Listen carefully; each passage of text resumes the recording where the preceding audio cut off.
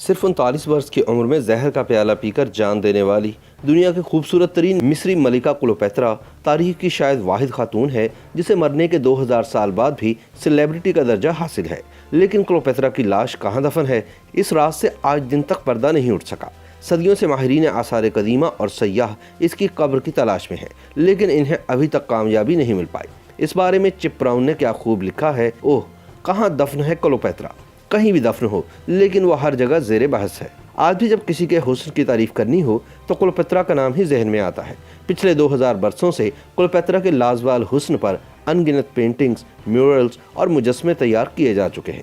وہ متعدد ناولوں، افسانوں اور کہانیوں کا موضوع بن چکی ہے اور ان پر ہالی ووڈ سمیت دنیا بھر میں فلمیں بنائی گئی ہیں، جن میں ان کے کردار الزبتھ ٹیلر اور صوفیا لورین جیسی حسیناؤں نے ادا کیے ہیں۔ آج ہم جس خاتون کو کلیوپیٹرا کے نام سے جانتے ہیں وہ دراصل کلیوپیٹرا ششم ہے، جو 69 قبل مسیح میں مصر کے حکمران بطلیموس دوازدھم کے گھر پیدا ہوئی تھی۔ جب والد کا انتقال ہوا تو اصولی طور پر اقتدار 18 سالہ کلیوپیٹرا کے پاس آنا چاہیے تھا، مگر لوگوں کو عورت راج قبول نہیں تھا، اس لیے انہیں چھوٹے بھائی کے ساتھ مشترکہ حکمران بنا دیا گیا۔ مثل مشہور ہے کہ گڈڑی میں 2 فقیر اور ملک میں 2 بادشاہ نہیں سما سکتے، تو ایک تخت پر 2 بادشاہ کیسے رہ پاتے؟ تو پھر یہی ہوا۔ کلیوپیٹرا کو بھائی کی فوجوں سے جان بچا کر مصر سے بھاگ کر روم جانا اور رومن بادشاہ جولیس سیزر سے مدد حاصل کرنا پڑ گئی۔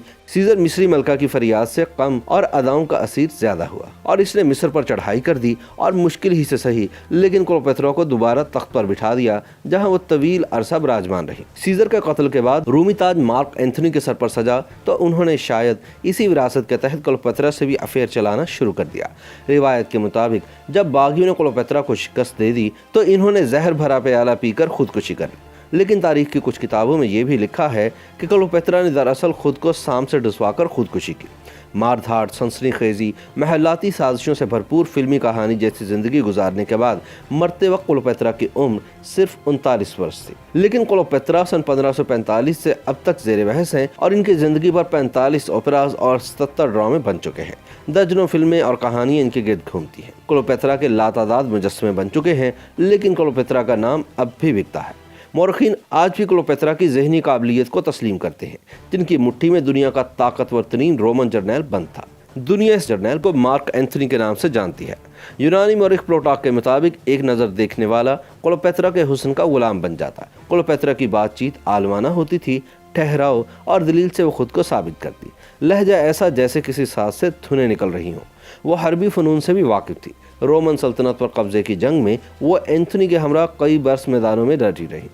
شومیہ قسمت آکٹیم کے مقام پر اینتھونی اور کلیوپیٹرا کی فوجیں آکتاوین کے ہاتھوں شکست کھا گئیں، جس کے بعد 30 قبل از مسیح میں آکتاوین کی فوجیں اسکندریہ میں داخل ہوئیں۔ ایک روایت کے مطابق دشمن مرکزی شہر میں فوجیوں کے ساتھ براجمان تھا، لیکن کلیوپیٹرا ایک گنبد کا دروازہ پکڑ کر کھڑی ہو گئی۔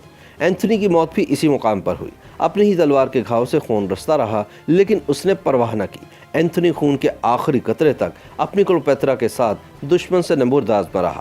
بہادر مگر چلاک اینتھونی کو علم تھا کہ زخم کھانے کے بعد وہ زیادہ دیر زندہ نہیں رہ پائے گا۔ اس نے مشروب کا آخری گھونٹ پیا اور کلیوپیٹرا کی باہوں میں دم توڑ دیا۔ چنانچہ کلیوپیٹرا نے بھی زہر کا پیالہ پی کر موت کو گلے لگانے کا فیصلہ کیا۔ روم کے مورخین کے مطابق کلیوپیٹرا کا مردہ جسم بھی اینتھونی کی طرح محفوظ کر لیا گیا تھا۔ مورخ پلوٹارک کی تحقیق کے مطابق مصر کی آخری ملکہ کو آکتاوین کے حکم پر اس کے رومن ساتھیوں کے ساتھ دفن کر دیا گیا تھا۔ کلیوپیٹرا کی تلاش میں مورخین نے بہت کم دلچسپی لی۔ سن 1992 میں کچھ ماہرین نے اعلان کیا کہ ان کے توجہ کا مرکز کلیوپیٹرا کی قبر ہے اور وہ اسے ڈھونڈ کر رہیں گے۔ ایک فرانسیسی کھوجی فرینکیو اور اس کے ادارے European institute for under water archaeology نے قدیم رومن شہر اور میدان جنگ کے نقشوں کی مدد سے کھوج شروع کی۔ اسکندریہ کا بڑا حصہ دریابرد ہو چکا تھا، عین ممکن تھا کہ کلیوپیٹرا بھی پانی میں ہی کہیں ہو۔ یورپی انسٹیٹیوٹ کے کھوجی ڈوبے ہوئے رومنوں کی چند باقیات تک پہنچنے میں کامیاب ہو گئے، لیکن کلیوپیٹرا کی باقیات آج دن تک نہ مل سکی۔ لیکن یہ بھی ایک سچ ہے کہ دنیا کا کوئی بھی مقام ہو، آپ کو کلیوپیٹرا کے نام سے منسوب کوئی نہ کوئی شے مل ہی جائے گی۔ حتیٰ کہ ڈرائی کلینرز اور کچن آئٹمز، کھیل کے میدان اور ڈانس ہالز بھی اس کے نام سے چلتے ہیں۔ اسی طرح کلیوپیٹرا سورج کے گرد بھی گھوم رہی ہے، کیونکہ سائنسدانوں نے ایک سیارچے کا نام کلیوپیٹرا 216 رکھ چھوڑا ہے۔ کلیوپیٹرا کا لائف سٹائل بھی خواتین کی رہنمائی کا سبب بنا۔ لاتعداد پرفیومز اسی کے نام پر بیچے جا رہے ہیں۔ अच्छे हैं या बुरे, नाम क्लोपेत्रा का ही बिक रहा है। इसे कुदरत के करिश्मे के सिवा क्या कहा जा सकता है कि क्लोपेत्रा की वो तस्वीर भी हाथों हाथ बिक गई जिसमें वो अपने जहर के असरात से कैदियों की तड़प और मौत का मंजर देखना चाहती थी। ये तस्वीर सन 1887 में मारूफ फ्रांसीसी मुसव्विर अलेक्जेंडर जिबानी ने बनाई। तसव्वुराती कहानी पर मबनी ये तस्वीर मुसव्विर के ब्रश का शाहकार है। मुसव्वरी का ये शाहकार ड्रामा आर्टिस्टों की तरबियत के काम भी आ रहा है। हिदायतकारों के नज़दीक अगर अदाकार क्लोपेत्रा और इसके कैदियों जैसे तासुरात चेहरे पर लाने में कामयाब हो गए तो वो अच्छे अदाकार की सलाहियतों से बहरावर है, वरना नहीं। यूँ क्लोपेत्रा फ़न अदाकारी का भी अहम जुज़्व है। इसी तरह हैरोल्ड ब्लूम का दिया हुआ टाइटल दुनिया की पहली सेलिब्रिटी क्लोपेत्रा पर बड़ा फिट आता है। दुनिया के स्टेज पर क्लोपेत्रा जितनी वर्सटाइल अदाकारा शायद कभी जलवागर नहीं हुई। YouTube पर गूगली न्यूज देखने के लिए youtube.com की सर्च बार में गूगली न्यूज टीवी टाइप करें। गूगली न्यूज के पेज पर सुर्ख रंग के सब्सक्रिप्शन वाले बटन पर क्लिक करना ना भूलिए। YouTube पेज पर अपलोड होने वाली वीडियोस से बाखबर रहने के लिए बेल आइकन पर क्लिक कीजिए। आपको हर नई वीडियो के बारे में नोटिफिकेशन मौसूल हो जाएगा।